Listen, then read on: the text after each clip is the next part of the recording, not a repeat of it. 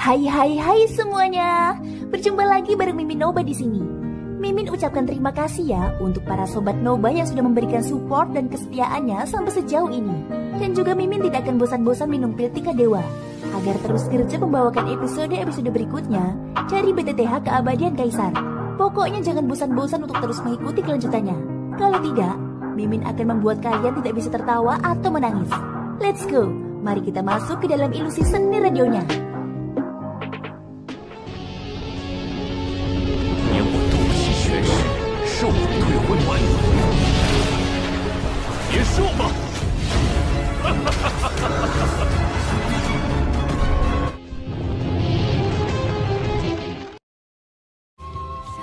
Melanjutkan dari cerita sebelumnya, Sin kembali di dalam surga Dewa Pembunuhan. Setelah malapetaka bintang darah pertama, binatang kuno tingkat 2 dan tingkat 3 terus muncul. Banyak tim yang mengubah pendirian mereka, dan sementara mereka terus membentuk aliansi untuk menghadapinya. Tetapi beberapa tim yang tidak beruntung langsung dimusnahkan oleh binatang kuno itu, dan jiwa mereka diambil. Setelah mendapatkan 10 jiwa manusia, binatang kuno itu bisa meninggalkan surga Dewa Pembunuhan dan mendapatkan evolusinya. Pada saat ini di ngaret tertentu terlihat satu binatang kuno Griffin jatuh ke tanah. Xiaoyan terengah-engah memegang penguasa Suan di tangannya. Adapun Yueli, dia hanya duduk diam di kejauhan menyaksikan pertempuran keempat orang. Xiaoyan perlu bertarung sebanyak mungkin, jadi dia sengaja meminta Yueli untuk tidak mengambil tindakan apapun. Dan mereka berempat bekerja sama untuk membunuh binatang kuno tingkat 2 ini. Ini sudah menjadi binatang kuno ketiga yang mereka bunuh. Xiaoyan telah memperoleh 2 kristal energi 7 warna dan 1 kristal energi 8 warna. Tentu saja ada juga beberapa kristal energi 5 warna dan 6 warna. Setelah itu Xiaoyan membagikan kristal energi kepada yang lainnya secara merata. Selanjutnya Xiaoyan duduk bersila dan siap untuk meningkatkan kekuatannya lagi. Ayah, malapetaka kedua bulan darah akan segera datang, ucap Yueli. Yueli, lindungi aku selama masa red-redku, ucap Xiaoyan. Setelah selesai berbicara, Xiaoyan meremas kristal energi 7 warna di tangannya, dan sumber energi agung menyelimutinya. Menyaksikan kultivasi Xiaoyan yang terkenal lelah ini, hati Yueli juga tergerak. Dia tahu bahwa ayahnya sedang berjuang keras agar bisa melindungi orang-orang yang ia cintai. Sun Er secara alami juga melihat ini. Wajahnya yang cantik menunjukkan kesedihan. Hal ini membangkitkan semangat Sun Er untuk terus menjadi lebih kuat. Setidaknya dia harus cukup kuat untuk mendampingi suaminya dalam pertempuran di masa depan. Tanpa ragu-ragu lagi, Sun Er duduk di samping Xiaoyan dan mengeluarkan kristal energi 4 warna. Pada saat ini selama masa kultivasi keduanya, langit di atas semua orang benar-benar redup. Dan bulan darah perlahan-lahan terungkap di balik awan hitam. Kali ini warna bulan darah tampak lebih pekat daripada malapetaka bulan darah pertama. Begitu bulan darah ini muncul, raungan binatang kuno yang sangat menggelegar terus terdengar. Dan seluruh bumi bergetar hebat dibuatnya. Di lembah tempat kelompok Xiaoyan berada ada juga rubah bermata 4 yang mengawasi mereka. Binatang kuno tingkat 4. Meskipun kau memiliki lebih banyak mata, tetapi aku tidak senang dengan tatapanmu, ucap Xiao Yueli mendengus dingin. Ketika Lei Ji dan Jiansu melihat rubah ini, aura keduanya meledak. Kekuatan binatang kuno tingkat 4 tidak dilakukan lagi sebanding dengan Dewa Bintang 8. Pada saat ini tubuh rubah bermata 4 itu berubah menjadi gumpalan asap ungu dan menghilang. Saat berikutnya dia muncul tepat di atas kepala kelompok Xiaoyan. Keempat matanya mengeluarkan asap ungu, dan segala sesuatu di sekitar mereka tiba-tiba menjadi kabut. Mereka yang menghirup asap ungu ini akan mengalami rasa pusing yang tak tertahankan. Yang lain mungkin terpengaruh, tetapi tidak dengan Xiao Yueli. Dengan lambaian tangannya, sebuah cahaya hitam kecil langsung menghapus semua asap ungu ini. Seolah-olah menghisap semua asap ungu dan membuangnya di ruang hampa. Melihat bahwa serangannya dengan mudah diselesaikan, rubah bermata 4 itu segera melarikan diri. Xiao Yueli bisa saja mengejarnya, tetapi dia tidak ingin bergerak jauh karena kedua orang tuanya masih berkultivasi. Ketika Lei Ji dan yang lainnya bereaksi, rubah bermata 4 itu sudah menghilang. Tetapi ketenangan ini hanya berumur pendek sebelum suara raungan datang lagi. Kali ini terlihat Raja Harimau Api menerkam dari kegelapan. Tetapi di bawah sabit kematian Yueli, binatang kuno itu terlihat rentan. Tepat ketika Yueli sedang mengambil tindakan, harimau putih juga muncul dari arah lain. Jelas bahwa harimau putih ini datang untuk berburu bersama Raja Harimau Api. Lei Ji dan Jiansu pun tidak tinggal diam. Keduanya saling memandang kemudian melesat secara bersama. Pertempuran kacau ini sangat sengit, dan ledakan keras terus terdengar dari waktu ke waktu. Setelah beberapa saat, lolongan yang menyakitkan terdengar dari kedua Raja Harimau itu. Luka yang mengerikan muncul di perut Raja Harimau Putih. Tubuhnya segera berbalik dan melarikan diri dengan langkah besar. Tetapi di sisi lain, Raja Harimau Api tidak seberuntung itu. Sosok cantik Yueli melambaikan sabit kematian dan menebasnya menjadi dua bagian. Setelah itu, Yueli mengeluarkan tangannya untuk mengambil kristal energi 8 warna. Tidak ada kedamaian selama malapetaka bulan darah kedua berlangsung. Di bawah langit berwarna merah ini, segala sesuatu di sekitar memancarkan atmosfer pembunuhan yang kuat. Dan jeritan manusia terus bergema di mana-mana. Entah sudah berapa banyak orang yang telah kehilangan nyawa mereka. Setelah munculnya malapetaka bulan darah kedua, semua orang mulai sadar bahwa identitas mereka telah berubah. Mereka yang awalnya berburu kini menjadi mangsa. Mereka tidak lagi aktif mencari binatang kuno, dan lebih banyak tim memilih untuk bersembunyi. Di lembah setelah Raja Harimau Putih dipenggal oleh Yueli, itu tidak berlangsung lama sebelum makhluk kurus muncul. Dengan telinga runcing dan matanya yang besar. Musang Iblis Ungu, ucap Yueli mengenalinya sekilas. Pada saat ini Xiaoyan akhirnya bangun dari kultivasinya. Meskipun dia berlatih dengan tenang, tetapi dia juga tahu bahwa pertempuran sengit telah terjadi di sekitarnya. Di ujung jauh, Musang Iblis itu sudah menatap kelompok Xiaoyan dengan sepasang mata yang berkedip busur listrik. Saat berikutnya, dia melesat ke arah kelompok Xiaoyan dengan kecepatan yang mencengangkan. Sosok Yueli juga bereaksi. Kecepatannya sebanding dengan Musang Iblis Ungu. Hanya dalam satu kedipan mata, kedua sosok itu langsung bertabrakan di udara. Binatang kuno tingkat 5, tubuhmu pasti mengandung kristal energi 9 warna. Ucap Yueli memblokir cakar tajam dari Musang Iblis Ungu. Leiji menyipitkan matanya lalu berkata, meskipun gadis ini tidak memiliki kekuatan keabadian, tetapi metode serangannya telah masuk ke dalam jajaran keabadian. Trik yang tampaknya sederhana sebenarnya memiliki kekuatan yang sangat besar. Ucap Leiji yang melihat pertarungan Yueli. Hanya dia yang bisa mengukur kekuatan Yueli. Lagi pula Leiji juga merupakan orang yang pernah menjadi keabadian kaisar. Tidak heran jika dia bisa merasakannya. Pada saat ini Musang Iblis itu akhirnya melepaskan diri dari pertarungan sengitnya melawan Yueli dan berubah menjadi petir ungu lagi untuk melarikan diri. Namun dari kejauhan sosok Xiaoyan tiba-tiba saja muncul dan menebas Musang Iblis itu hingga terpental. Pukulan ini memang mengenainya, tetapi saat berikutnya kekuatannya mengejutkan datang ke arah Xiaoyan. 3 cakar listrik ungu menembus kehampaan menuju ke arah Xiaoyan dengan cepat. Tetapi angin kencang lainnya juga datang dari belakang Xiaoyan. Saat berikutnya sosok cantik Yueli datang melewati Xiaoyan dan memblokir cakar listrik itu. Melihat bahwa Yueli datang lagi, Musang itu menjadi kilat ungu untuk melarikan diri. Dia takut pada Xiaoyan dan sekarang dia hanya ingin pergi dari sini. Ayah, Musang Iblis ini tidak boleh lolos. Binatang kuno tingkat 5 pasti mengandung kristal energi 9 warna. Beri aku waktu 1 batang dupa untuk menangkapnya. Ayah perlu melindungi ibu sampai aku kembali, ucap Yueli. Xiaoyan mengangguk. Kemudian sosok Yueli berubah menjadi gumpalan asap hitam. Kecepatannya tidak kalah dengan Musang Iblis yang berubah menjadi kilat ungu. Pada saat ini Xiaoyan kembali mundur ke sisi Sun Er. Baik Leiji, Jiansu, dan Wu Zhen tidak pernah pergi. Mereka dengan tulus melindungi Sun Er ketika Xiaoyan dan Yueli bertarung. Sekarang aku akhirnya mengerti arti dari nama surga dewa pembunuhan. Ini benar-benar pembantaian massal untuk para dewa Dao. Aku tidak tahu sudah berapa banyak dewa Dao yang mati di dalamnya, ucap Jiansu. Ini adalah pertama kalinya dia berada di tempat seperti surga dewa pembunuhan. Untungnya dia kembali bergabung dengan Xiaoyan sebelum malapetaka bulan darah datang. Kalau tidak, dia pasti sudah lama mati menjadi mangsa para binatang kuno yang menakutkan ini. Hanya saja aku tidak tahu dari mana datangnya gelombang binatang kuno ini. Mungkinkah mereka benar-benar ingin mencari evolusi di sini dengan mengorbankan nyawa mereka sendiri? Ucap Wu Zhen. Di surga pembunuhan ini, para dewa Dao mengorbankan hidup mereka demi mencari keberuntungannya sendiri. Hal yang sama berlaku untuk gelombang binatang kuno. Tujuan mereka ingin menjadi eksistensi yang benar-benar kuat, ucap Xiaoyan. Pada saat ini Leiji tiba-tiba saja mengerutkan keningnya. Dia berkata, aku merasa ada yang salah. Kenapa lingkungan di sekitar menjadi sangat sunyi? Ucap Leiji. Kekuatan jiwa domain Xiaoyan menyebar. Dan semua aura di sekitarnya sepenuhnya terekspos oleh kekuatan jiwa domain Xiaoyan. Semuanya, cepatlah mundur, teriak Xiaoyan dengan keras. Begitu suara Xiaoyan jatuh, semua orang buru-buru bereaksi. Xiaoyan mengulurkan tangannya membawa Sun Er ke belakang dengan kecepatan yang sangat cepat. Baru saat itulah mereka melihat bahwa tanah di mana mereka berdiri barusan telah menonjol tinggi. Mengungkap mulut berdarah yang keluar dari tanah. menghancurkan lumpur dan batu di sekitarnya menjadi berkeping-keping. Itu adalah cacing iblis. Mulutnya yang dipenuhi gigi tajam seperti lubang kematian. Tidak hanya itu, ketika kerumunan orang naik ke udara terdengar geraman rendah dari segala arah. Menatap ke atas ada sepasang mata merah berdiri di tebing dan ngarai di sekitarnya.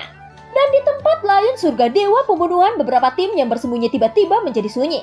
Seolah-olah semua binatang kuno di sana telah menghilang dan menuju ke tempat Xiaoyan. Situasi kelompok Xiaoyan saat ini benar-benar buruk. Kedamaian sebelumnya hanyalah kedamaian singkat sebelum badai. Binatang kuno terus datang ke tempat Xiaoyan berada. Dalam sekejap sudah ada ratusan binatang kuno mengelilingi mereka. Kami dikepung. Ucap Lei Ji menjadi sangat serius. Xiaoyan juga mengerutkan kening melihat sekelilingnya. Mengapa semua binatang kuno ini mendadak menargetkan kita? Ucap Xiaoyan. Geraman rendah bergema di ngarai. Dan kemudian di antara kawanan binatang kuno ini terlihat sesosok berjalan mendekat. Sosok ini tidak lain adalah Zhao Tai. Dan dia membawa ratusan sosok bertopeng di belakangnya. Siapa itu? Ucap Xiaoyan melihat sosok yang berjalan mendekat dari kegelapan. Zhao Tai terus berjalan. Dan setelah beberapa saat kemudian dia berhenti tidak jauh dari Xiaoyan. Siapa aku? Hahaha, kebetulan aku juga ingin bertanya kepadamu. Siapa yang membunuh Chao Ge? Ucap Zhao Tai. Ekspresi Xiaoyan tenggelam. Dan dia tidak pernah berpikir bahwa tebakan Xiao Yueli benar-benar akan menjadi kenyataan. Apakah ada pertanyaan? Ucap Xiaoyan. Menarik. Sulit dipercaya bahwa Chao Ge bisa mati di tangan Dewa Bintang 6 dan Dewa Bintang 7 seperti ini. Ucap Zhao Tai. Kamu akan tahu jika kamu mencobanya. Ucap Xiaoyan. Hahaha, katakan, dari mana datangnya keberanianmu untuk berkata seperti itu? Istana surga manusia sudah mendengar kematian Chao Ge. Apakah kamu pikir kamu bisa keluar dari surga dewa pembunuhan hidup-hidup? Ucap Zhao Tai berkata dengan dingin. Kamu seharusnya tahu bahwa merekalah yang datang untuk memprovokasiku terlebih dahulu. Sekarang kamu datang secara pribadi untuk meminta pertanggungjawaban dariku. Bukankah itu terlihat sangat konyol? Selain itu, apakah aku bisa keluar hidup-hidup dari surga pembunuhan ini bukan sesuatu yang bisa diputuskan istana surga manusiamu? Ucap Xiaoyan. Wajah Zhao Tai menjadi suram, tetapi dia tidak berniat menyerang Xiaoyan dengan kekuatannya. Sebagai gantinya dia mengangkat tangannya dan pil bundar muncul di tangannya. Segera setelah pil ini keluar, mata binatang kuno yang tak terhitung jumlahnya langsung terfokus padanya. Mereka semua menjadi gelisah dan mengeluarkan raungan rendah. Habisi mereka. Dan aku akan menghadiahimu dengan pil ajaib yang dibuat dari 10 arah ini. Ucap Zhao Tai. Begitu kata-kata itu jatuh, semua binatang kuno yang tak terhitung jumlahnya memandang Xiaoyan serempak. Mata mereka menjadi merah dan memancarkan niat membunuh yang kuat. Seolah-olah ucapan Zhao Tai telah meniupkan trompet perang. Bersamaan dengan raungan yang mengguncang bumi ini, binatang kuno yang tak terhitung jumlahnya membuka taring berdarah mereka dan bergegas menuju Xiaoyan. Ini benar-benar sialan. Ucap Xiaoyan. Dia tidak pernah berpikir bahwa Zhao Tai memiliki kemampuan untuk memerintahkan banyak binatang kuno. Dengan jumlah binatang kuno ini, bahkan jika Xiaoyan menggunakan avatarnya, itu masih akan sia-sia. Tapi situasi ini mengharuskan Xiaoyan untuk menggunakan avatarnya. Dan dia akan melakukan yang terbaik untuk melawan. Di cincin ruang angkasa Xiaoyan, sosok avatar leluhur iblis kuno bergegas keluar.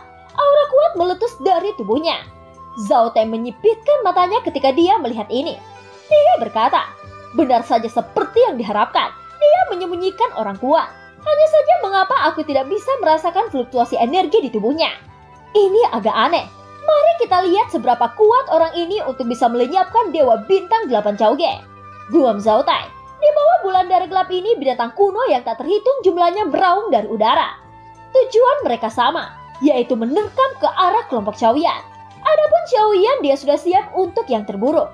Bahkan jika dia mati dalam pertempuran ini, dia harus melindungi Sun Er dengan cara apapun. Sun Er, tidak ada yang perlu ditakuti.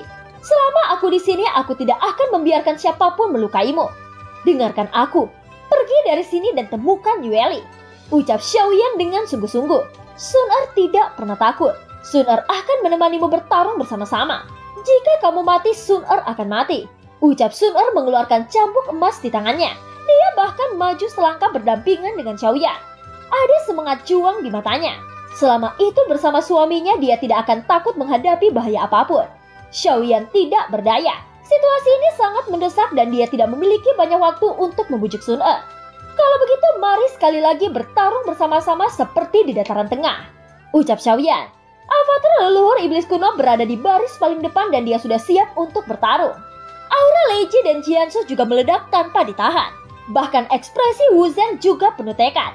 Sekarang yang harus dia lakukan hanyalah bertarung sampai mati. Untuk situasi semacam ini, ketakutan sudah tidak ada gunanya lagi. Zhao Te lalu berkata, sungguh mengesankan untuk berani melawan ratusan binatang kuno yang setara dengan Dewa Bintang 8. Tetapi sayangnya hanya bermodalkan keberanian saja tidak cukup menyelamatkan hidupmu. Ucap Zhao Te akhirnya bisa menunjukkan senyuman bahagia. Tetapi tepat ketika dia baru saja akan bahagia, tiba-tiba saja hembusan angin menyapu seluruh lembah, disertai dengan raungan naga yang mengguncang bumi. Semua binatang kuno yang bergegas menuju kelompok Xiaoyan langsung berhenti. Mata mereka yang awalnya garang itu langsung menyusut, menunjukkan rasa takut yang mendalam dan dengan cepat mundur ke belakang. Perubahan mendadak ini juga mengejutkan kelompok Xiaoyan yang siap bertarung. Mereka menoleh hanya untuk melihat sesosok datang menjarah. Saat berikutnya sosok itu berhenti di depan kelompok Xiaoyan. Sepasang mata berbentuk berlian itu menyapu semua binatang kuno. Semua binatang kuno merintih dan menurunkan kepalanya seolah-olah sedang menyembah. Sosok ini tidak lain adalah Long Yan, yang telah mengikuti Xiao Yueli memasuki surga Dewa Pembunuhan untuk meningkatkan kekuatannya. Namun penampilan Long Yan hari ini telah berubah, dengan rambut panjang di belakangnya dan 2 tanduk naga tumbuh di dahinya. Selain itu di kedua sisi wajahnya tumbuh sisik naga yang berkelap-kelip. Ayah, ini adalah Long Yan. Aku sangat merindukanmu, ucap Long Yan. Long Yan, ucap terkejut Xiaoyan. Jelas transformasi ini masih sangat mengejutkan Xiaoyan. Itu karena penampilan Long Yan benar-benar berubah. Dan film pun berakhir. Terima kasih udah dengerin Noba sampai akhir ya. Sampai jumpa.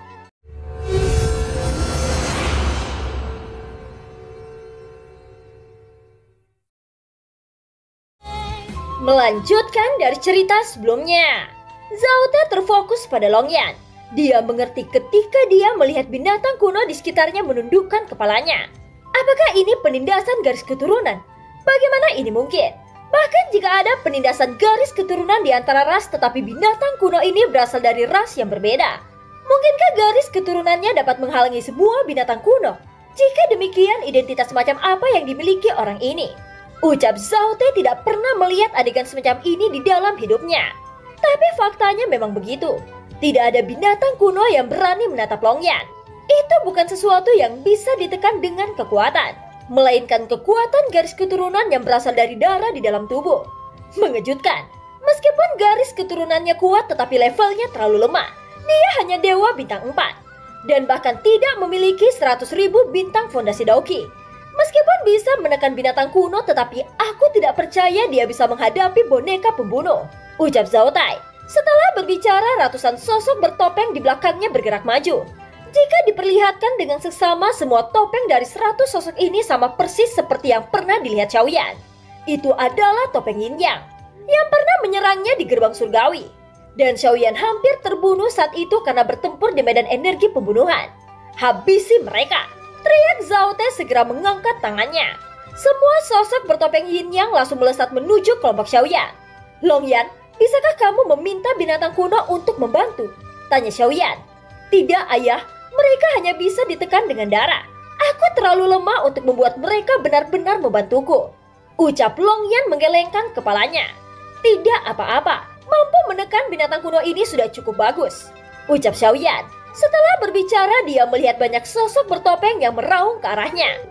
Jadi begitu, ternyata dialah orang di balik serangan diam-diam saat itu, ucap Xiaoyan dengan suara dalam. Pada saat itu aku benar-benar ceroboh hanya mengirim 1 boneka pembunuh. Jika aku menganggapmu, mungkin tidak akan ada hal seperti ini, ucap Zhao Tai. Mata Xiaoyan menjadi dingin dan niat membunuh bahkan menyelimuti tubuhnya. Bersiaplah untuk pertempuran, ucap Xiaoyan kepada semua orang. Pada saat ini 10 boneka pembunuh yang menjarah sudah sangat dekat. Tetapi cahaya hitam melesat menabrak boneka pembunuh yang paling depan, memotong tubuhnya menjadi 2 secara langsung. Perubahan ini sekali lagi membuat semua orang terkejut. Namun Xiaoyan tahu bahwa sumber serangan ini datang dari Yueli. Saat berikutnya sosok cantik Yueli datang di samping Xiaoyan. Yueli, lindungi ibumu dengan baik.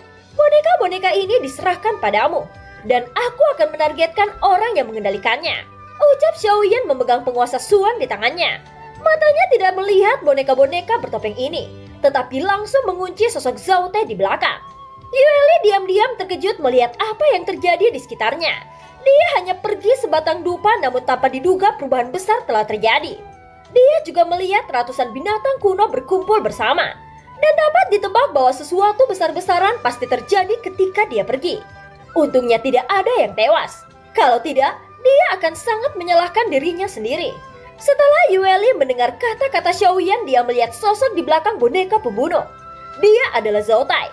Apakah ayah yakin ingin menghadapi tahap akhir dari Dewa Bintang 7? Tanya Yueli.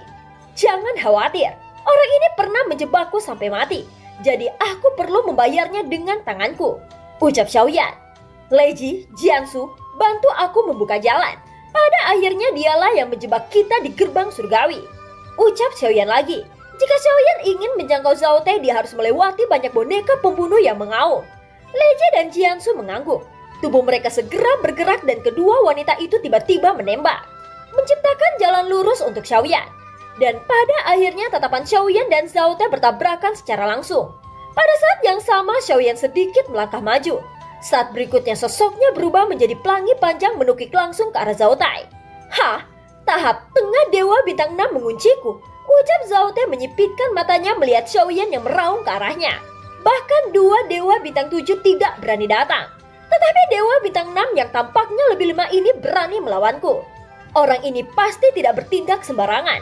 Dia harus memiliki kepercayaan diri yang cukup untuk berani melawanku, ucap Zhao Tai tidak berani meremehkan Xiaoyan. Tetapi Zhao Tai tahu bahwa sekarang dia tidak bisa menghindar. Dan tidak ada alasan untuk menghindar. Jika dia tidak membunuh Xiaoyan, maka dialah yang akan mati di tangan Guan Er. Meskipun aku berhati-hati, aku tidak takut padamu. Penglihatanku tidak akan salah bahwa kekuatanmu masih di tingkat Dewa Bintang 6 tahap menengah. Kamu datang ke sini dengan begitu berani. Mari kita lihat metode apa yang kamu rencanakan untuk bertarung denganku, ucap Zhao Tai. Segera setelah kata-kata itu jatuh, tombak berwarna darah muncul di tangannya. Suara mendengung meletus dari tombak berwarna darah. Di sisi lain, Xiaoyan berubah menjadi pelangi panjang meninggalkan jejak api di belakangnya. Nyala api guntur mengalir ke dalam penguasa Suan. Saat berikutnya keduanya bertemu. Xiaoyan membanting penguasa Suan di tangannya dan Zhao Tai melambaikan tombak berwarna darah di tangannya. Dua senjata yang mengandung energi kuat itu bertabrakan seperti meteoroid. Xiaoyan dan Zhao Tai sama-sama menemui jalan buntu di udara. Namun ada keterkejutan dalam ekspresi Zhao Tai. Pukulannya mengandung kekuatan penuhnya. Dan tidak mungkin bagi Dewa Bintang 6 untuk bertahan. Tetapi sosok Xiaoyan di depannya tidak hanya tidak dirugikan. Sebaliknya dia memancarkan tekanan yang kuat. Pada akhirnya terdengar ledakan dan kedua belah pihak sama-sama terpental ke belakang. Tanpa sepatah kata pun sosok Xiaoyan sekali lagi mengambil inisiatif untuk menyerang. Tidak memberi Zhao Tai waktu untuk mengatur nafas. Penguasa Suan di tangannya terus memukul Zhao Tai. Tidak mungkin. Fondasi Daoki yang dimiliki Dewa Bintang 6 paling banyak tidak lebih dari 10 juta. Untuk dapat melawanku sedemikian rupa, orang ini pasti menyembunyikan kekuatannya, ucap dalam hati Zhao Tai. Setelah beberapa konfrontasi ini, Zhao Tai menjadi lebih waspada. Sementara Zhao Tai masih berpikir, dia mengangkat kepalanya untuk melihat Xiaoyan. Yao Beng, teriak Xiaoyan. Mata Zhao Tai yang terkejut mendadak menjadi kosong. Cahaya putih melintas dan kemudian Zhao Tai jatuh ke dalam situasi tak sadarkan diri. Zhao Tai berjuang dengan gila-gilaan dan akhirnya sadar kembali. Tetapi ketika dia mendapatkan kewarasannya, seteguk darah segar menyembur keluar. Dadanya cikung dan kepalan tangan Xiaoyan yang menyala api langsung menghantam tubuhnya. Zhao Tai tidak tahu apa yang terjadi. Tetapi pada saat ini Zhao Tai tahu bahwa dia bukan tandingan Dewa Bintang 6 di depannya. Dan dia bahkan tidak mengerti bagaimana dia terluka. Ledakan keras terdengar ketika sosok Zhao Tai menembak ke belakang seperti layang-layang yang talinya putus. Dia menstabilkan tubuhnya dengan paksa di udara, lalu memandang Xiaoyan dengan ngeri. Di kejauhan sosok Xiaoyan berdiri memegang penguasa Suan. Jubah di tubuhnya berkibar tanpa angin. Namun Xiaoyan tahu bahwa Zhao Tai yang terluka tidak sepenuhnya kalah dalam pertempuran. Daoki berwarna putih dengan cepat memperbaiki luka-luka di dadanya. Setelah itu Zhao Tai membuka mulutnya dan cahaya putih keluar melesat ke arah Xiaoyan. Jari pelahap kehidupan aktif. Teriak Xiaoyan mengangkat tangannya menunjuk dengan satu jari. Tidak ada ledakan sama sekali. Seolah-olah cahaya putih yang meraung ke arah Xiaoyan hilang terserap. Saat berikutnya cahaya putih itu keluar lagi dari jari Xiaoyan dan menyapu kembali ke arah Zhao Tai. Bagaimana ini mungkin? Metode apa yang dia lakukan untuk mengembalikan seranganku? Ucap terkejut Zhao Te segera mengangkat tangannya untuk melawan. Cahaya putih meletus dan energi kekerasan yang terkandung merobek sebagian besar pakaiannya. Debu dan asap berangsur-angsur menghilang mengungkapkan sosoknya yang menyedihkan. Pakaiannya compang-camping dan rambutnya acak-acakan. Bajingan, aku akan membunuhmu, teriak Zhao Te dipenuhi oleh kegilaan. Meskipun dia tidak kalah, tetapi beberapa ronde pertarungan ini tidak dilakukan lagi menguras kepercayaan diri Zhao Te. Peta surga pembakar langit. Aktif, teriak Zhao Te membentuk segel tangan. Rune aneh muncul di tubuhnya. Aura di tubuhnya beberapa kali lebih kuat dari sebelumnya. Jelas bahwa dia menggunakan teknik rahasia untuk memperkuat kekuatan dalam waktu singkat. Tetapi teknik rahasia ini akan memiliki beban yang besar pada dirinya sendiri. Zhao Te tahu bahwa jika dia tidak menggunakan semua yang ia miliki, diperkirakan dia akan kalah. Pada saat yang sama, sebuah cahaya melintas di tangan Zhao Te dan sebuah peta muncul di tangannya. Ketika Dauki Agung mengalir, peta itu berkembang menjadi besar dan ditangguhkan di udara menutupi Xiaoyan. 7 pedang pembakaran langit. Tebas, teriak Zhao Te menunjukkan kegilaan. Ini adalah kartu truf terkuatnya. Keterampilan bertarung ini agak mirip dengan domain Bayan, ucap Xiaoyan. Di mata orang lain tidak ada perubahan di daerah sekitarnya. Tetapi di mata Xiaoyan, kakinya berubah menjadi lautan darah dan juga langit dipenuhi api. Apa yang menarik perhatian Xiaoyan adalah 7 pedang yang tergantung terbalik di udara. Sosok Zhao Te berdiri di ujung dengan mulut terengah-engah. Jelas untuk menggunakan metode ini dia mengorbankan semua kekuatannya. Xiaoyan sedikit mengerinyit, tetapi tidak ada kepanikan di wajahnya. Sebaliknya dia melangkah maju dan hantu besar mengembun dari udara. Langkah kelima tapak dewa pembunuh. Aktif, teriak Xiaoyan. Langkah kelima Xiaoyan tidak lagi berbentuk kaki hitam raksasa, tetapi secara sempurna menjadi hantu besar dengan anggota tubuh lengkap. Dengan peningkatan kekuatan Xiaoyan, meskipun masih agak sulit untuk menggunakan langkah kelima, tetapi itu tidak sesulit sebelumnya. Pada saat ini 7 pedang yang tergantung tinggi di langit berdengung dan kemudian jatuh, menusuk ke arah Xiaoyan dari semua sudut. Namun hantu besar Xiaoyan tidak memilih untuk menahan 7 pedang ini. Sebaliknya ia langsung menargetkan Zhao Te di ujung jauh. Di sisi lain ada kegembiraan dalam ekspresi Zhao Te ketika dia melihat ini. Dia memiliki kepercayaan diri bahwa 7 pedang merobek langit bisa membunuh Xiaoyan. Pada saat ini kedua serangan tidak membela diri, dan keduanya memilih untuk menyerang penggunanya satu sama lain. Menghadapi siulan 7 pedang ini, Xiaoyan juga merasakan ancaman yang kuat. Guntur di tubuhnya meletus dan guntur di tinjunya berkedip-kedip ke titik ekstrim. Naga guntur 1000 ilusi muncul, teriak Xiaoyan. Ketika 7 pedang itu mendekat, suara guntur yang keras tiba-tiba meledak dari tangan Xiaoyan. Sebuah retakan muncul di kepalan tangan Xiaoyan dan naga guntur raksasa meraung keluar darinya. Tubuhnya yang besar melingkari Xiaoyan ke dalamnya, dan 7 pedang yang jatuh itu membombardir naga guntur. Meskipun ada kerusakan, tetapi naga guntur tidak langsung terbunuh. Sisik naga yang awalnya berwarna perak berubah menjadi hitam. Jelas bahwa Xiaoyan juga menggunakan inti guntur void hitam ketika memadatkannya. Naga guntur mengguncang tubuhnya, kemudian 7 pedang itu mencapai batasnya dan pecah. Di sisi lain, Zhao Te tidak seberuntung Xiaoyan. Keganasan langkah kelima yang berwujud hantu besar terbukti dengan sendirinya. Sekarang kekuatan Xiaoyan telah banyak meningkat. Secara alami dia dapat menampilkan langkah kelima menjadi lebih kuat. Pada saat ini hantu besar itu menginjak ke arah Zhao Te. Zhao Te mengendalikan peta surga pembakaran langit miliknya dengan seluruh kekuatannya. Tetapi ketika hantu besar datang, dia harus membagi perhatiannya untuk memblokir. Dauki Agung menyembur keluar dan perisai emas muncul di depannya. Dalam sekejap, penghalang emas setinggi 100 kaki terbentuk di depannya, melindungi Zhao Te di belakang. Suara dentuman pertama terdengar dan perisai emas itu bergetar hebat. Saat berikutnya, suara dentuman kedua terdengar lagi dan perisai emas akhirnya runtuh. Di bawah ekspresi panik Zhao Te, kekuatan yang tersisa dari hantu besar menabrak tubuhnya. Dengan satu pukulan ini, tubuh Zhao Te langsung terpental ke belakang seperti anak panah yang menabrak dinding gunung. Peta surga pembakaran langit yang kehilangan dukungannya juga runtuh saat ini. Saat Zhao Te terjatuh ke tanah, Xiaoyan mengendalikan naga guntur dengan kecepatan yang sangat cepat. Naga guntur membuka mulutnya yang besar lalu menelan Zhao Te dalam satu tegukan. Setelah itu, naga guntur melayang di udara mengeluarkan raungan naga yang memekakkan telinga. Naga guntur 1000 ilusi. Bom, teriak Xiaoyan. Naga guntur yang sangat besar itu meledak dan seluruh lapisan awan di langit terhempas oleh ledakan dahsyat tersebut. Banyak tim di sekitar yang melihat pertempuran skala besar ini dan semuanya bergegas mendekat. Ledakan guntur itu menyebar seperti jaring laba-laba. menerangi seluruh langit yang gelap. Setelah naga guntur itu menghilang, terlihat sesosok jatuh dari udara layaknya daun mati. Ada asap hitam mengepul dari tubuhnya. Tidak diragukan lagi bahwa Zhao Te kalah dengan sangat tragis. Bahkan hidup dan matinya masih tidak diketahui sampai dia jatuh ke tanah. Meskipun Zhao Te tidak mati, tetapi dia terluka parah. Dan sekarang Xiaoyan bisa membunuhnya dengan mudah. Aku adalah penatua dari surga dewa pembunuhan. Jangan bunuh aku. Jika aku mati, kamu tidak bisa keluar dari sini. Ucap suara lemah Zhao Te masih berbicara dengan suara serak. Bahkan karena alasan ini kamu masih akan mati.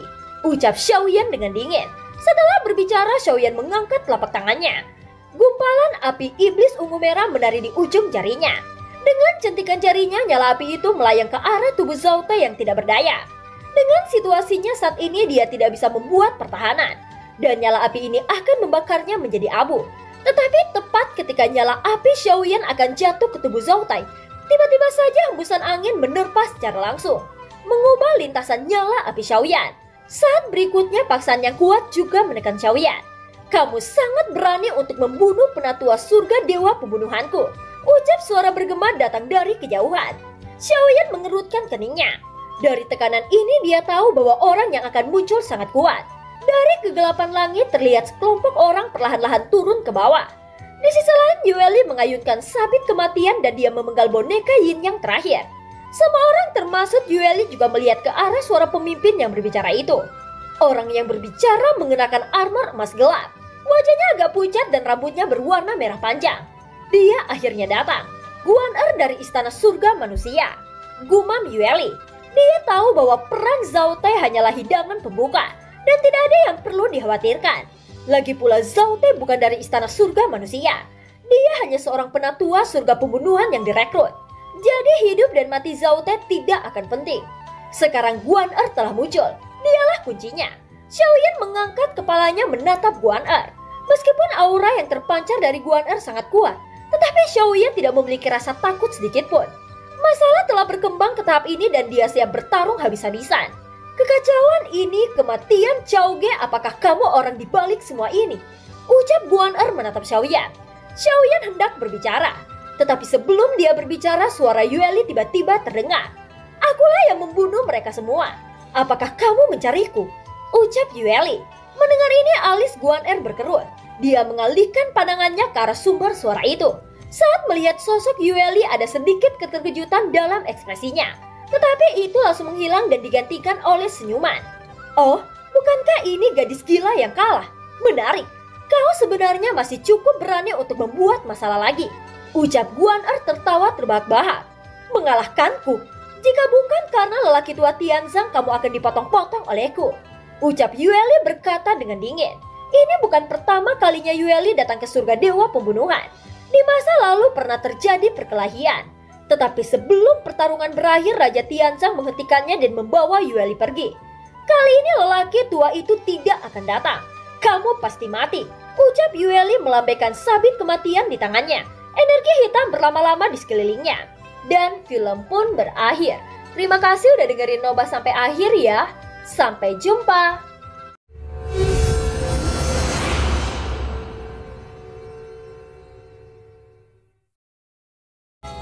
Melanjutkan dari cerita sebelumnya. Kali ini lelaki tua Tianzang tidak akan datang. Kamu pasti mati. Ucap Yueli melambaikan sabit kematian di tangannya. Energi hitam berlama-lama di sekelilingnya. Sungguh, kamu harus berurusan dengan binatang kuno ini sebelum kita membicarakannya. Ucap Guan Er mencibir. Setelah berbicara, dia mengeluarkan 10 pil ajaib bertaring di tangannya, membuat binatang kuno yang tak terhitung jumlahnya menjadi agresif. Meskipun mereka takut pada Longyan, tetapi masih sulit untuk menahan godaan pil ajaib bertaring ini. Sekelompok binatang kuno mengangkat kepala mereka ke langit dan mengeluarkan raungan. Mata merah mereka menatap tajam ke arah kelompok Xiaoyan. Tetapi pada saat ini Longyan terbang ke udara dan menghilang ke awan. Sesaat kemudian kepala naga yang sangat besar keluar dari awan. Mulutnya yang besar terbuka dan raungan naga terdengar menggelegar. Ini naga Zujiujin, ucap terkejut Guan Er. Melihat kepala naga raksasa ini, dia mengerti mengapa binatang kuno tidak berani bergerak.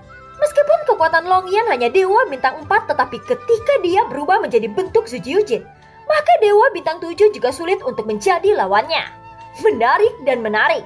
Setelah aku membunuh kalian semua, aku akan mengambilnya sebagai tunggangan.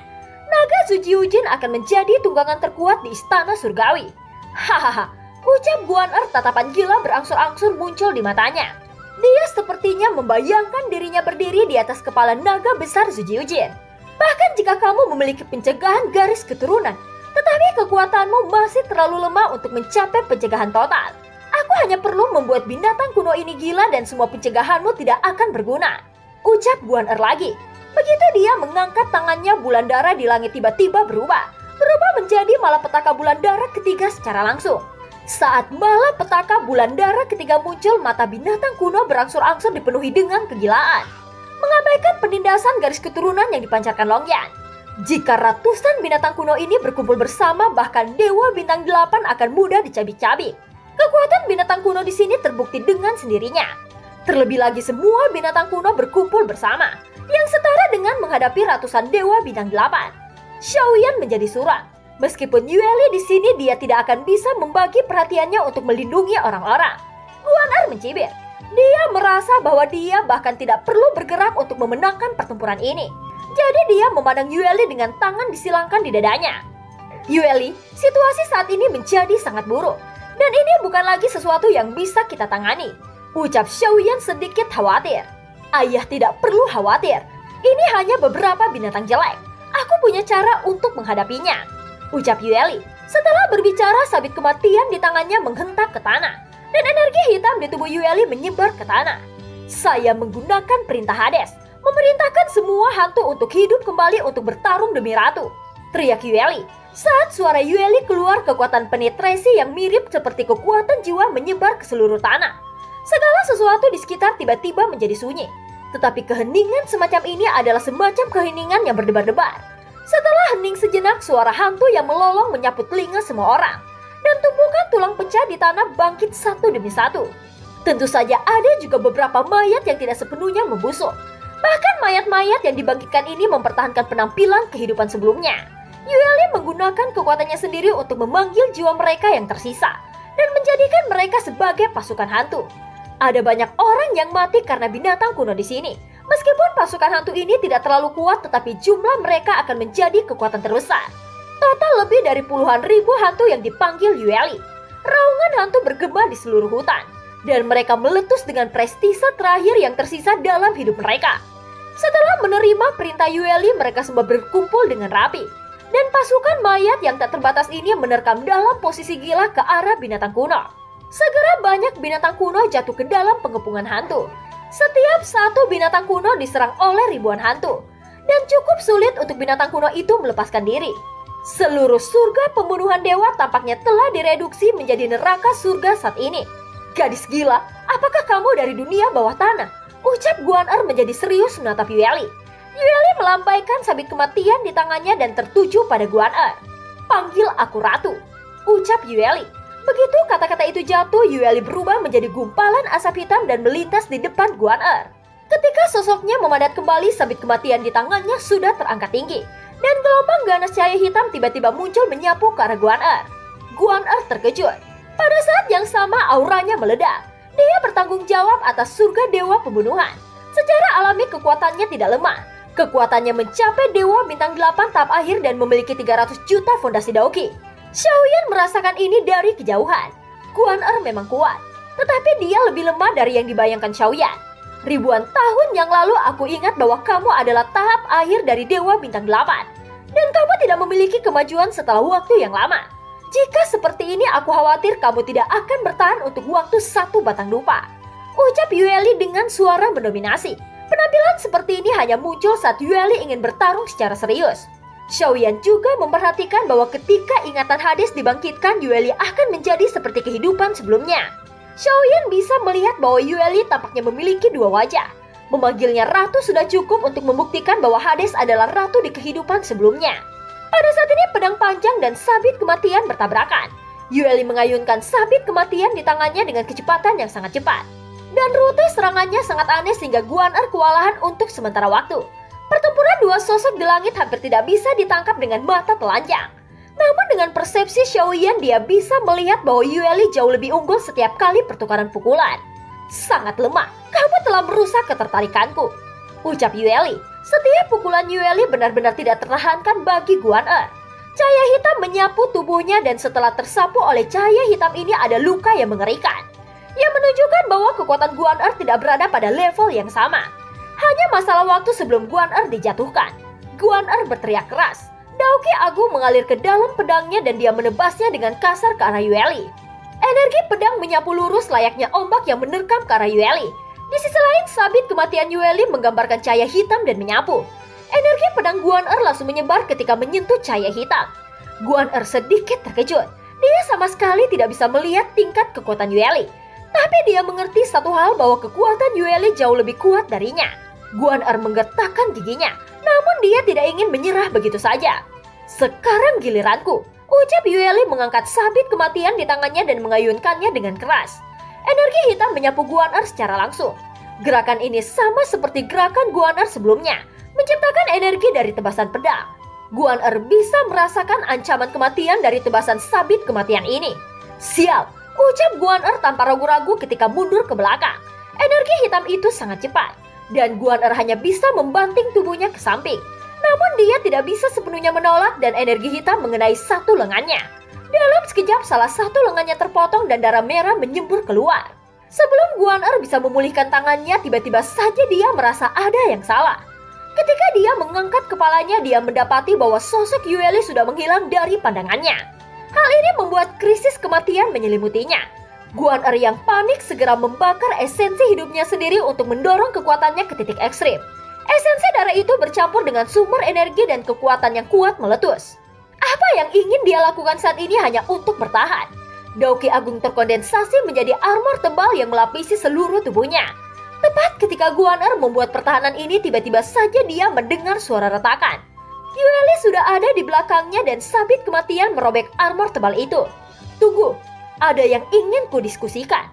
Aku mengaku kalah, ucap Guan Er menyadari bahwa dia sama sekali bukan lawan Yueli. Jika dia terus bertarung, dia pasti akan mati. Mengakui kekalahan, istana surga manusia yang memberontak juga memiliki kata untuk mengaku kekalahan, ucap Yueli menatap Guan Er dengan dingin. Aku dapat memberikan apapun yang diinginkan leluhur kecil ini. Bisakah kamu melepaskanku? Ucap Guan Er. Sebelum dia selesai berbicara, Yueli melambaikan sabit kematian di tangannya, menatap Guan Er dengan dingin saat berkata, "Panggil aku Ratu," ucap Yueli. Yang mulia Ratu, tidak pernah ada perselisihan antara istana surga manusia dan dunia bawah tanah. Chao-ge dan yang lainnya pasti telah menyinggung Yang Mulia Ratu. Jadi mereka pantas mati. Aku yang bertanggung jawab atas semua itu. Yang Mulia Ratu bisa datang kapan saja jika kamu ingin membunuh orang-orang yang menyinggungmu. Bahkan jika Yang Mulia Ratu membutuhkan sesuatu, kamu bisa memberitahuku. Kuharap Yang Mulia Ratu menerima penebusan dosa ini, ucap Guan Er menjadi ketakutan. Dia benar-benar tidak menyangka Xiao Yueli begitu kuat. Dia sama sekali tidak setingkat dengan Yueli. Bahkan jika dia masih memiliki kartu truf yang belum dia tampilkan, dia mengerti bahwa itu hanya akan mempercepat kematiannya. Mengakui kekalahan mungkin satu-satunya kesempatan untuk bertahan hidup. Guan Er telah mendengar bahwa dunia bawah tanah cukup kuat. Namun ini pertama kalinya dia melihat bahwa kekuatan dunia bawah tanah sangat kuat. Permintaan belas kasihan Guan Er tidak menghilangkan niat membunuh yang terpancar dari tubuh Xiao Yueli. Mata Yueli masih dingin, dan saat berikutnya sabit kematian di tangannya melintas lagi. Mata Guan Er menyusut. Sebelum dia bisa bereaksi, kepalanya sudah terpotong. Darah segera menyembur keluar dari lehernya dan kepalanya jatuh ke tanah. Hanya saja eksistensi yang sudah berada di level dewa tidak akan mati dengan cedera tingkat ini. Aku tidak menerima permohonan apapun darimu. Hanya ada satu kata untukmu, yaitu kematian, ucap Yueli memancarkan hawa dingin yang menusuk tulang. Wajah Guan Er kosong sesaat setelah kepalanya dipenggal. Pada saat ini tubuhnya tiba-tiba saja membengkak. Melihat ini, Yueli segera mundur. Tubuh Guan Er terus membengkak besar dan dia berubah bentuk menjadi postur yang sangat aneh. Kepalanya yang terpenggal terhubung dengan daging. Pada saat yang sama, jiwa orang-orang yang mengikutinya ditarik keluar dan diserap ke dalam tubuhnya. Orang-orang yang mengikutinya ini bahkan tidak sempat berteriak. Jiwa mereka dikorbankan ke dalam daging dan darah Guan Er. Aku memberi kalian kehidupan kedua, dan sekarang aku membutuhkan jiwamu. Bantu aku bertarung, ucap suara Guan Er menjadi suram, dan sosok yang kehilangan jiwa itu kehilangan vitalitasnya dalam sekejap. Tubuh Guan Er membengkak dan berubah menjadi monster ganas. Rambutnya berubah menjadi ular. 8 duri tajam menonjol dari punggungnya dan auranya juga meroket. Apakah ini tubuh asli dari hantu rohmu? Benar, setelah kamu menjual jiwamu, kamu sama sekali bukan lagi manusia. Ucap Yueli menatap Guan Er yang mengalami perubahan. Dan Yueli sudah menebak bahwa tidak mudah untuk membunuhnya. Perubahan Guan Er juga mengejutkan Xiaoyan di ujung.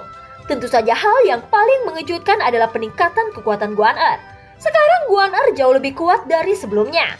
Setelah transformasi ini, Guan Er menjadi orang pertama yang menyerang Yueli. Kecepatannya sangat cepat dan jauh lebih cepat dari sebelumnya.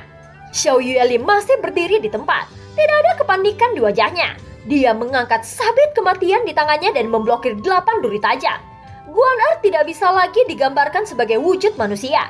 Juga tidak bisa melihat ekspresinya. Ular bengkok di seluruh kepalanya datang untuk menggigit Xiao Yueli. Tubuh Xiao Yueli mundur dan sabit kematian di tangannya terayun keluar, memotong ular bengkok yang mengaum. Guan Er terus menyerang Yueli tanpa jeda, dan 8 duri tajam di belakangnya menusuk dengan liar seperti pancuran. Jelas ketika Yueli tidak berniat melepaskannya, maka Guan Er membuat keputusan untuk bertarung sampai mati. Saat ini tubuh monster yang dia ubah memang jauh lebih kuat dari sebelumnya. Tetapi di depan Yueli dia masih rentan seperti badut. Energi hitam di tubuh Yueli melonjak. Menghadapi serangan gila Guan Er, kecepatan mengayunkan sabit kematian di tangannya menjadi semakin cepat. Setiap kali dia mengayunkannya, dia memotong bagian tertentu dari tubuh Guan Er. 8 duri tajam di punggungnya termasuk ular di kepalanya sangat beracun, yang bisa melumpuhkan doki seseorang dengan gigitannya. Namun sayang sekali tidak peduli seberapa gila serangan Guan Er, sampai saat ini dia tidak dapat melukai Yueli bahkan setengah rambut pun. Guan Er meraung keras. Ini sudah menjadi metode terkuatnya. Tetapi di depan Yueli dia tidak bisa mendapatkan keuntungan sedikit pun. Setelah orang ini menjadi seperti monster, kekuatan tempurnya meningkat begitu banyak. Ucap Jiansu juga sedikit terkejut. Dengan kondisinya saat ini dia setara dengan Dewa Bintang 9 tahap awal. Namun dia masih bukan lawan Yueli. Setiap serangan Yueli mengandung kekuatan yang setara dengan keabadian. Ucap Leiji, Guan Er yang berubah menjadi bentuk monster memang memiliki peluang untuk konfrontasi. Tetapi itu tidak kurang dari setengah batang dupa sebelum menjadi pemukulan sepihak oleh Yueli. Guan Er bertahan mati-matian. Tapi itu sia-sia. Duri tajam di belakangnya semua patah. Ular bengkok di atas kepalanya terpotong. Dan ada bekas luka yang mengerikan di anggota tubuhnya. Krisis kematian menyelimutinya lagi. Gadis gila, jika kamu berani membunuhku, istana surga manusia tidak akan membiarkanmu pergi. Jangan berpikir bahwa istana surga manusia takut dengan dunia bawah tanahmu. Teriak suara monster Guan Er. Oh, apakah menurutmu istana surga manusia berani melancarkan perang melawan dunia bawah untukmu? Ucap Yueli tersenyum tipis. Setidaknya akan ada biaya mahal untuk masalah ini. Teriak suara monster Guan Er. Aku sudah menekankan berkali-kali. Panggil aku ratu. Apakah kamu benar-benar mengerti? Ucap Yueli tidak terburu-buru untuk membunuh Guan Er. Karena saat ini Guan Er berada di ambang kematian dan tidak memiliki kekuatan tempur. Ratu? Hehehe, kamu ingin mengatakan bahwa kamu adalah ratu dunia bawah tanah? Meskipun kamu sangat kuat, kudengar ratu dunia bawah tanah telah lama mati. Beraninya kamu berpura-pura menjadi identitas seperti ini. Ucap Guan Er. Ekspresi Xiao Yueli menjadi gelap. Dia tidak ingin membuang waktu lagi dengan Guan Er. Dia mengangkat sabit kematian dan mengayunkannya dengan keras. Cahaya hitam tiba-tiba muncul dan kali ini benar-benar membelah Guan Er menjadi dua. Jiwa-jiwa yang diserap paksa oleh Guan Er semuanya kembali. Meskipun jiwa-jiwa ini tidak mati tetapi mereka terluka parah. Adapun kapan mereka akan bangun tidak ada yang tahu. Tubuh Guan Er jatuh tak bernyawa. Tapi kali ini Xiao Yueli merasa ada yang tidak beres. Meskipun Guan Er tidak memiliki jiwa, Yueli merasa bahwa kematian ini sepertinya salah. Kematian palsu. Ucap Xiao Yueli mengerutkan kening. Dan kemudian dia menutup matanya. Gumpalan energi hitam meluap dari tubuhnya. Saat berikutnya Yueli membuka matanya dengan keras. Sosoknya melintas meregangkan dengan satu tangan. Itu langsung menembus ruang dan membentang ke dalamnya. Saat berikutnya Yueli memilih sosok yang terlihat seperti boneka. Tidak, jangan bunuh aku.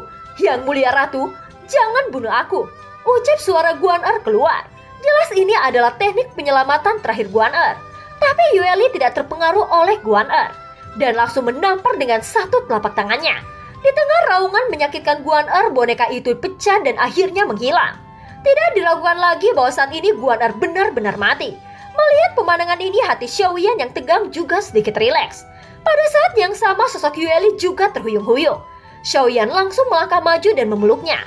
Apakah Yueli baik-baik saja? Ucap Xiaoyan menatap putrinya dengan cemas. Dia tahu bahwa kali ini Yueli telah membayar harga mahal untuknya. Dan bertarung dengan surga manusia tidak sesederhana yang dikatakan Xiao Yueli di permukaan. Ayah tidak perlu khawatir. Aku baik-baik saja, ucap Yueli tersenyum tipis. Sunar juga maju dengan kekhawatiran di matanya yang indah. Apakah karena kelelahan pertempuran? Tanya Xiaoyan. Tidak, ini karena pemanggilan tentara hantu. Dengan kekuatan reinkarnasiku saat ini aku masih agak dibuat-buat, ucap Yueli. Setelah selesai berbicara, hantu-hantu yang padat itu jatuh seolah-olah mereka kehilangan vitalitas mereka dalam satu instan. Xiaoyan juga mengambil kesempatan untuk membunuh binatang kuno kelas 4 dan beberapa kelas 1. Di sisi lain, Longyan juga mengambil mayat binatang kuno dalam satu gigitan. Dan film pun berakhir. Terima kasih udah dengerin Noba sampai akhir ya. Sampai jumpa.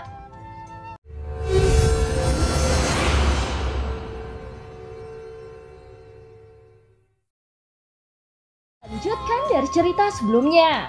Setelah pertemuan skala besar usai, Xiaoyan mengambil kesempatan membunuh binatang kuno kelas 4 dan beberapa kelas 1. Adapun mayat binatang kuno ini, Longyan menelannya dalam satu tegukan. Teknik menelan 10.000 binatang surga yang dia kembangkan adalah untuk terus melahap binatang jenis apapun dan mengintegrasikan darah 10.000 binatang ke dalam satu tubuh. Hanya dengan cara ini, Longyan bisa tubuh dalam waktu cepat. Tanpa serangan tentara hantu Yueli, para binatang kuno yang masih hidup melarikan diri ke segala arah. Banyak tim berkumpul di kejauhan untuk menyaksikan kehebohan. Tetapi di saat berikutnya, binatang kuno gila ini menyerang mereka dan suara tragis segera menyebar. Ayah, kita sudah membunuh orang-orang penting dari istana surga manusia. Pasti ada petinggi lainnya yang datang untuk menyelidiki di sini. Dan tempat ini tidak lagi cocok untuk kita tinggal. Sudah waktunya kita pergi, ucap Yueli.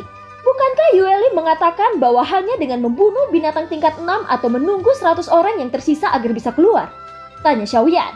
Yueli melihat jauh ke arah Zhao Te yang terluka parah oleh Xiaoyan. Dia adalah penatua surga pembunuhan.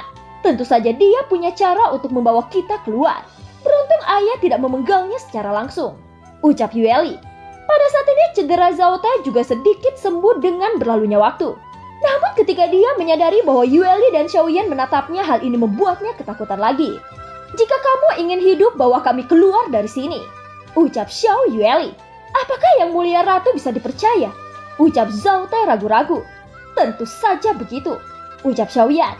Mendengar ini, Zhao Te tidak berani melakukan tawar-menawar dengan mereka. Itu karena dia tahu bahwa dia tidak memiliki kualifikasi sama sekali. Segera Zhao Te membentuk segel tangan, kemudian lubang cacing kecil muncul di atas. Ayo pergi, ucap Yueli. Xiaoyan juga mengangguk. Keduanya memimpin semua orang bergegas memasuki lubang cacing yang dibuka Zhao Te. Saat berikutnya, semua kelompok Xiaoyan menghilang dari sini meninggalkan Zhao Te sendirian. Malapetaka bulan darah di langit masih bersinar terang dengan cahaya merah. Bagi banyak tim yang masih hidup akan menghadapi pertempuran yang sangat tragis. Hanya dengan selamat dari pertempuran tragis ini maka dapat keluar dari surga dewa pembunuhan. Harus dikatakan bahwa binatang kuno tingkat 6 yang sangat kuat masih belum muncul. Jadi kemungkinan bisa bertahan hidup sangatlah kecil. Setelah kelompok Xiaoyan pergi, Zhao Te menutup lubang cacing kecil dan menghela nafas berat. Dia berkata, aku tidak menduga bahwa bahkan Guan Er tewas di sini. Hal ini akan menjadi masalah besar. Dan istana surga manusia tidak akan pernah membiarkan mereka pergi. Adapun aku bersembunyi di surga dewa pembunuh adalah pilihan yang paling aman. Ucap Zhao Te tidak berniat keluar dari sini. Xin kembali ke kelompok Xiaoyan. Setelah melewati lubang cacing ini, mereka muncul di pulau bagian luar surga dewa pembunuhan. Ayah, dikatakan bahwa orang-orang di istana surga manusia memiliki koneksi timbal balik. Begitu salah satu dari mereka tewas, maka mereka yang lebih dekat dapat merasakannya. Jika kita terjerat pertempuran di sini, maka masalah besar lainnya akan terus bermunculan. Setidaknya pergi dulu sampai kita benar-benar keluar dari kawasan surga pembunuhan, ucap Yueli. Xiaoyan menganggukkan kepalanya dan segera mengirimkan transmisi suara jiwa ke Ding Yue dan Zheng Hui. Tidak lama kemudian, Ding Yue, Zheng Hui, dan Xiaoqi bergegas datang setelah menerima transmisi suara Xiaoyan. Ayo pergi keluar dari sini, ucap Xiaoyan. Ding Yue tidak banyak bertanya dan mereka bergegas pergi dipimpin Yueli dan Xiaoyan. Namun mereka harus melewati gerbang surgawi sebelum bisa melepaskan Bahtera Tabut. Tepat ketika kelompok Xiaoyan tiba di gerbang surgawi, mereka melihat banyak sosok berdiri memblokir jalan keluar. Melihat ini, Xiaoyan mengerutkan kening. Untungnya dia sudah mengenakan dopeng hitam untuk menyembunyikan tanda season. Semuanya, sesuatu terjadi pada surga dewa pembunuhan. Selama periode ini tidak ada yang bisa masuk atau keluar. Kita perlu memblokir gerbang surgawi untuk sementara waktu. Tunggu sampai petinggi istana surga manusia datang untuk menyelidiki. Jika pada akhirnya kalian tidak bermasalah, maka aku akan mentraktir kalian semua sebagai kompensasi. Aku harap kalian semua bisa memaafkanku, ucap seorang kapten yang menjaga gerbang surgawi itu. Kami memiliki urusan penting. Kami harus pergi, ucap Xiaoyan. Sepertinya kamu tidak mengerti apa yang aku katakan. Gerbang surgawi ditutup dan tidak ada yang bisa masuk atau keluar. Jika kamu masih bersikeras, maka jangan salahkan aku karena kejam, ucap kapten itu memberi isyarat kepada para bawahannya di belakang. Tepat ketika Xiaoyan hendak berbicara, tiba-tiba saja cahaya hitam melintas dan garis darah muncul di tubuh pria itu. Saat berikutnya tubuh pria itu terbelah menjadi dua. Ayo keluar, ucap Yueli. Tindakan tegas Yueli membuat Xiaoyan tersenyum tak berdaya. Terkadang membunuh memang bisa menyelesaikan masalah dengan cepat. Setelah itu Yueli dan Xiaoyan terus memimpin semua orang bergegas keluar dari gerbang surgawi. Melihat kaptennya mati dalam satu serangan, tidak satupun dari orang-orang itu yang berani bergerak. Pada saat ini kelompok Xiaoyan berhasil keluar dari gerbang surgawi dan Ding Yue mengeluarkan Bahtera Tabut. Ayah, mereka datang, ucap Yueli mengangkat kepalanya melihat ke ujung. Memang benar bahwa dari kejauhan terlihat 3 Bahtera yang datang mendekat dengan kecepatan tercepat. Siapa itu yang berani keluar dari surga pembunuhan? Ucap sebuah suara marah muncul dari Bahtera terkemuka. Melihat 3 Bahtera ini, Xiaoyan diam-diam terkejut. Dia tidak menduga bahwa mereka akan datang begitu cepat. Ayah, bawa ibu dan semua orang pergi dulu. Serahkan saja mereka padaku.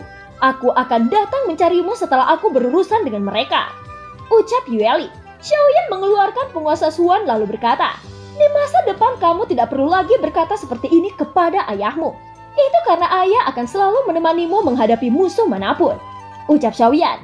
Xiaoyan, aku telah memperbaiki Bahtera Tabut dan kita bisa pergi dari sini dengan kecepatan tercepat, ucap Ding Yue. Benarkah? Ucap Xiaoyan mengalihkan pandangannya pada Ding Yue. Kamu dapat yakin, aku hanya perlu menggunakan 100 juta pilki ilahi, ucap Ding Yue. Mata Xiaoyan berbinar saat mendengar ini. Jika bisa dihindari, maka lebih baik untuk menghindari pertempuran di sini, ucap Xiaoyan segera mengeluarkan 1 miliar pilki ilahi kepada Ding Yue. Untuk Xiaoyan, dia memiliki 50 miliar pilki ilahi di dalam cincin penyimpanannya. Hanya 100 juta terlalu kecil di telinga Xiaoyan saat ini. Setelah menerima pilki ilahi ini, Ding Yue segera memulai persiapan. Berapa lama prosesnya? Tanya Xiaoyan. Bahkan tidak sampai 1 tarikan nafas, ucap Ding Yue tersenyum. Begitu 100 pilki ilahi dituangkan ke dalam formasi penggerak Bahtera Tabut, tiba-tiba saja semua orang merasa seolah-olah mereka terpental dalam sekejap. Tubuh mereka terbang di depan dan jiwa mereka hampir ketinggalan di belakang. Adapun orang-orang di 3 Bahtera itu, mereka hanya berdiri di geladak tanpa bisa bereaksi. Bahtera Tabut menghilang dari pandangannya dan hal ini membuat mereka tampak sangat bodoh. Kecepatan macam apa itu? Sungguh sangat cepat, ucap suara kaget dari 2 sisi Bahtera. Seolah-olah mereka belum pernah melihat Bahtera secepat itu sebelumnya. Tetapi saat 2 Bahtera dari 2 sisi terkejut, tiba-tiba saja sebuah suara marah keluar dari Bahtera di tengah. Kalian diamlah, ucap suara marah itu dan semua orang di 2 Bahtera sisi kanan dan sisi kiri langsung terdiam. Di bagian depan geladak ada singgasana di mana ada seorang gemuk duduk. Orang gemuk inilah yang berkata dengan suara dalam barusan. Dan di sampingnya ada juga 2 wanita yang sangat genit. Meskipun mereka cepat, tetapi Bahtera mereka akan meninggalkan jejak di Kampan untuk waktu yang singkat. Jianzong nomor 2 mengikutiku untuk mengejarnya. Dan Jianzong nomor 3 pergi ke surga pembunuhan untuk mencari tahu apa yang terjadi. Cepat lakukan seperti yang diperintahkan, ucap pria gemuk itu. Setelah selesai berbicara, 1 Bahtera bergegas menuju gerbang surgawi. Sementara 2 Bahtera lainnya langsung melesat mengejar jejak yang ditinggalkan oleh Bahtera Tabut. Pada saat ini Bahtera Tabut muncul dalam posisi yang tidak bisa dijelaskan di Kampaan. Karena situasi darurat ini sehingga Ding Yue tidak punya waktu untuk memeriksa arah. Xiaoyan, sekarang kemana kita akan pergi? Tanya Ding Yue. Apakah mereka mengejar? Tanya Xiaoyan. Untuk saat ini tidak bisa mengatakannya dengan pasti. Tetapi meskipun semburan Doki dapat mendorong Batra bergerak maju dengan kecepatan yang sangat cepat, itu juga akan meninggalkan jejak yang sangat jelas di kehampaan. Sangat mungkin bagi mereka untuk mengejar kita. Ucap Ding Yue menatap kompas bintang, mengamati apakah ada Batra dalam jangkauan deteksi. Seperti yang dikhawatirkan Ding Yue bahwa 2 titik cahaya segera muncul di kompas bintang. Dan mereka menuju ke arah Batra Tabut dengan kecepatan yang sangat cepat. Pada saat ini Xiaoyan mengeluarkan token giok yang diberikan Lei Bei kepadanya. Lei Bei mengatakan bahwa jika Xiaoyan meninggalkan surga pembunuhan, dia bisa menggunakan token giok ini untuk menemukan lokasi mereka. Xiaoyan menuangkan Doki ke dalamnya, kemudian jarum kompas muncul menuju ke satu arah. Ayo pergi ke arah yang ditujukan oleh token giok ini, ucap Xiaoyan. Ding Yue mengangguk. Tanpa ragu lagi dia mengendalikan Batra Tabut dengan benar. Tidak lama setelah Batra Tabut pergi, 2 Batra muncul di lokasi Batra Tabut sebelumnya. Lapor Dewa Laut Pangdahai, aku mendapatkan transmisi jiwa dari Jiansong nomor 3. Jiansong nomor 3 sudah menyelidiki secara menyeluruh kejadian di dalam surga Dewa Pembunuhan. Memang benar bahwa Chao Ge dan Guan Er tewas di dalam surga Dewa Pembunuhan. Dan penatua Zhao Te juga menghilang di dalamnya. Selain itu ratusan boneka Yin Yang juga hancur tanpa tersisa, ucap seorang pria berlutut di depan pria gemuk yang bernama Pang Dahe itu. Guan Er terbunuh, apakah kamu tahu identitas mereka? Tanya Pang Hai langsung berdiri dengan terkejut. Mereka bukan dari kekosongan selatan, namun aku masih tidak mengetahui detailnya, jawab pria itu. Kejar mereka sampai dapat, mereka benar-benar berani. Aku ingin melihat siapa orang-orang ini yang begitu berani mengabaikan istana surga manusiaku. Guan Er adalah saudaraku, dan aku harus membalaskan dendamnya, teriak Pang Dahe mengepalkan tinjunya. Kedua Batra itu terus mengejar jalur yang belum dibubarkan oleh Batra Tabut. Di sisi lain, Xiaoyan yang berada di Batra Tabut menatap Ding Yue saat berkata, bisakah mereka mengejar ketinggalan? Tanya Xiaoyan. Selama kita tidak berhenti, mereka tidak akan bisa mengejar kita, jawab Ding Yue. Ayah, tidak perlu melarikan diri lagi. Mengapa kita tidak berhenti dan membunuh mereka? Perasaan dikejar semacam ini sangat tidak menyenangkan. Lagi pula kita sudah keluar dari wilayah surga pembunuhan dan tidak lagi dihimpit. Seharusnya inilah waktu yang tepat untuk membasmi mereka, ucap Yueli. Jangan terburu-buru. Ayo pergi ke suatu tempat dulu. Kemana kita pergi akan ada 2 teman di sana yang akan membantu kita. Tidak perlu terjerat dengan mereka di sini, ucap Xiaoyan. 2 pembantu, ucap Yueli sedikit bingung. Ya, karena orang-orang ini berani mengejar kita, maka hal ini tidak akan sederhana seperti yang kamu bayangkan. Ada kemungkinan besar bahwa mereka juga akan memanggil bala bantuan. Begitu perang pecah dan jika kita terjebak dalam pengepungan lagi, aku khawatir nasib kita tidak akan beruntung, ucap Xiaoyan melanjutkan. Kalau begitu Yueli akan mengikuti apa yang ayah perintahkan, ucap Yueli mengangguk setuju. Nyatanya kali ini di surga pembunuhan cukup melelahkan, dan alangkah baiknya bisa beristirahat untuk memulihkan diri. Mari kita istirahat untuk sementara waktu. Ibumu dan aku juga perlu menghilangkan keletihan, ucap Xiaoyan menatap Yueli dengan penuh arti. Tentu saja Yueli bisa mengerti apa yang dimaksud Xiaoyan. Aku juga meminta ayah dan ibu agar mengasihaniku. Tidak boleh ada lagi kecelakaan. Aku sudah memiliki kakak perempuan dan kakak laki-laki kedua. Aku tidak ingin memiliki adik perempuan atau adik laki-laki, ucap Yueli. Setelah mendengar ini, semua orang tidak bisa untuk tidak tertawa. Hah? Kau gadis kecil. Jika tidak ada kecelakaan, bagaimana kamu bisa berdiri di sini? Ucap Xiaoyan. Setelah selesai berbicara, Xiaoyan melingkarkan tangannya di pinggang Sun Er dan berjalan menuju kabin. Namun Longyan mengikuti di belakang Xiaoyan, yang membuat Xiaoyan sedikit terkejut. Longyan, kamu juga istirahat sementara. Ayah punya sesuatu untuk dilakukan, ucap Xiaoyan menoleh untuk melihat Longyan. Setelah berbicara, Xiaoyan memimpin Sun Er untuk terus berjalan maju. Semua orang mengerti, tetapi Longyan masih mengikuti Xiaoyan di setiap langkahnya. Sepertinya dia tidak mengerti apa yang dikatakan Xiaoyan dan dia juga tidak mengerti apa itu cinta. Longyan, ada apa denganmu? Tanya Xiaoyan tanpa daya menoleh untuk melihat Longyan yang mengejarnya. Longyan menatap Xiaoyan dengan serius saat berkata, Ayah, bisakah kamu berhenti meninggalkanku? Sekali aku menjadi lebih kuat, aku pasti akan membantu ayah, ucap Longyan. Setelah berbicara, Longyan membungkuk sedikit di hadapan Xiaoyan. Adegan ini membuat Xiaoyan membeku. Bagaimanapun mereka telah terpisah untuk waktu yang sangat lama. Selama periode waktu ketika Longyan jauh dari Xiaoyan, dia berlatih dengan sangat keras. Longyan hanya berharap berada di sisi Xiaoyan. Meskipun Longyan terlihat konyol, tetapi hatinya sangat polos. Dia selalu mengutamakan Xiaoyan di hatinya. Baginya sosok Xiaoyan tidak dapat digantikan oleh siapapun. Xiaoyan sedikit gemetar dan matanya memerah. Sepertinya dia benar-benar egois. Bagaimana dia bisa lupa bahwa masih ada putranya di dunia ini?